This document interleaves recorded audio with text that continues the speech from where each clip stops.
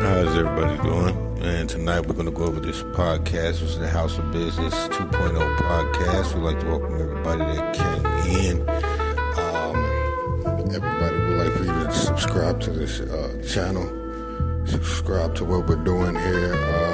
This is the House of Business podcast, and we'd like to welcome everyone. Like we said, this is where we give you the knowledge to execute your dreams and visions. So this place right here is just a place that will give you the knowledge to execute your dreams and visions, your own business. Kind of go through the complexities of starting a business startup, especially when you have no investors, especially when you have no friends, family, no support, and if you do have that support. So these are the four things vital to small business success. Sorry about that. These are the four things that's vital to small business success. So this is after you go and get the LLC, you get the EIN number, you get the DUNS number, you get, things kind of set in place, kind of like the foundation of the business. This is going to go into kind of like part of that foundation, but these are four things that's vital for your small business success. Number one is a business bank account. This is how you get all your loans, grants, and and kind of show credibility to banks, when you want those loans. Even investors, this also helps, lets investors know that your business, is a legal entity with the EIN number.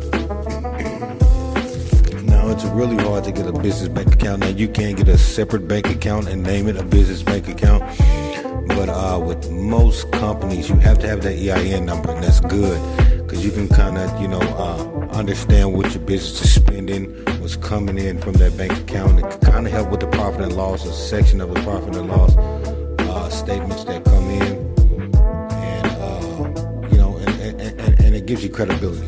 So a business bank account is number one. Also, you can use this business bank account, for trade lines, net 30 accounts.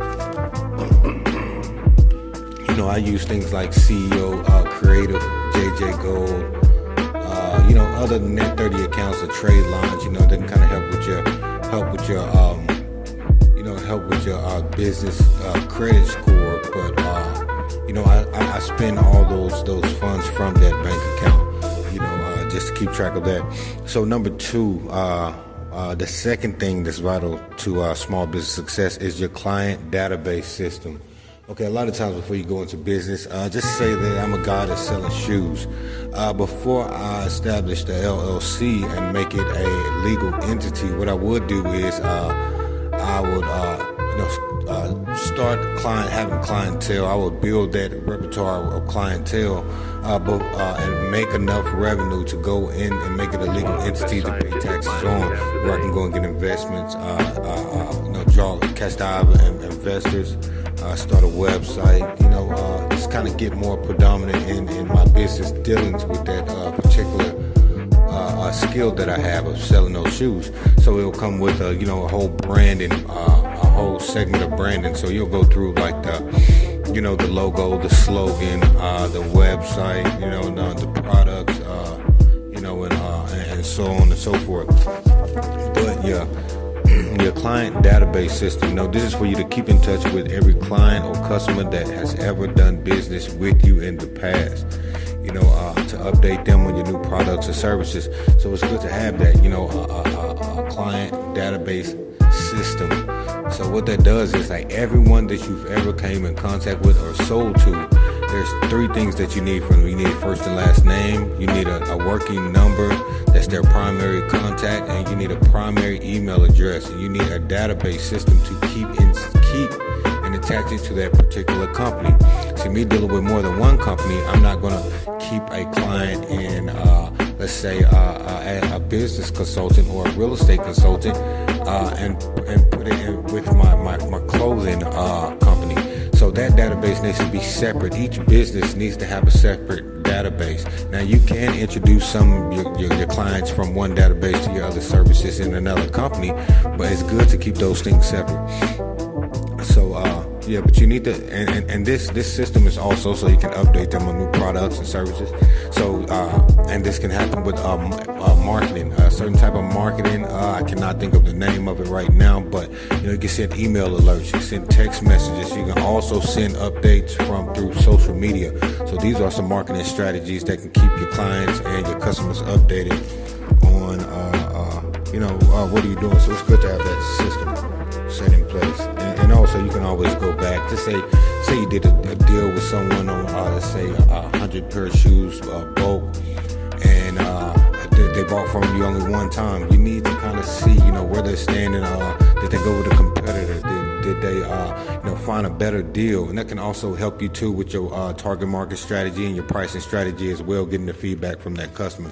So, so just you need that system. Number 3 is operational systems. So everybody's just now coming on. So we do the 4 most vital things that you need for your small business to succeed. Number 3 is your operational systems. When you start a business, you do not want to start a business and stay stuck in your business your entire life. That's not what entrepreneurship is. Entrepreneurship is not for you to say, okay, well, I want a restaurant. So as soon as you get the restaurant, you spend your whole life breaking your back, staying stuck at the restaurant. That's not what you're supposed to do. So what you're supposed to do is you're supposed to create operational systems. So what these operational systems do is it's just like if I go to McDonald's in Michigan, and get a Big Mac, it's going to be the same Big Mac I get in Texas. You know why? Because there's an operational system on how to cook the Big Mac. First you put the meat down, and then you get the certain amount of ingredients. There is a build sheet to build that burger, and it's going to be the same way in Michigan it's going to be in Texas, because there's an operational system set in place to build each product that's in that business. So with an operational system placed inside of your business, it helps you to leave the business. So let me put it like this. Now with these operational systems, it ensures that you never stay stuck in the same business your whole life as an entrepreneur. Systems help the business to run to your standard without you being present. So you can still have an operational system that's saying that this is my standard of how I want things done here. But we're going to put it in a system. So, and this helps in a way as well, so that when someone doesn't do something that their job requires, you don't attack them personally, or you don't attack their work ethic. What you'll basically say is, you didn't do this according to the system. So you're basically letting them know that according to the system, this is the standard.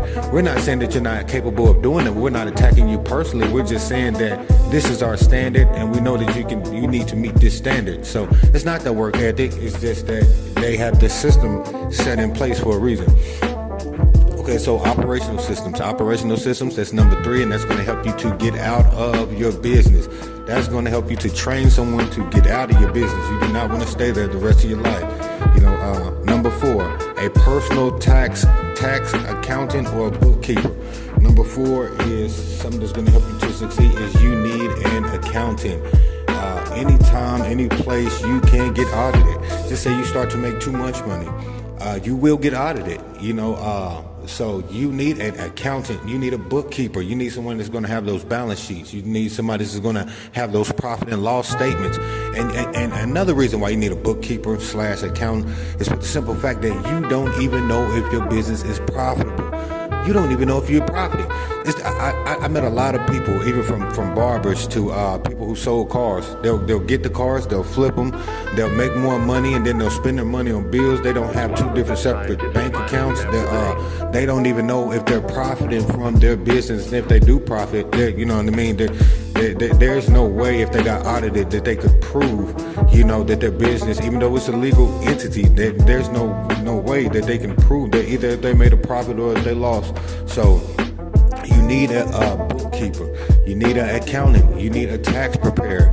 This is going to ensure that after you pay all your taxes, you need to keep all your ducks in a row. If you do not keep all your ducks in a row, well, guess what? Uncle Sam is going to put your duck in a row somewhere else, So you have to make sure that everything is straight across the board. This is your number 1 priority as a business owner. Everything that you do has to be straight across the board. Now, I'm not saying that you're going to get it all right.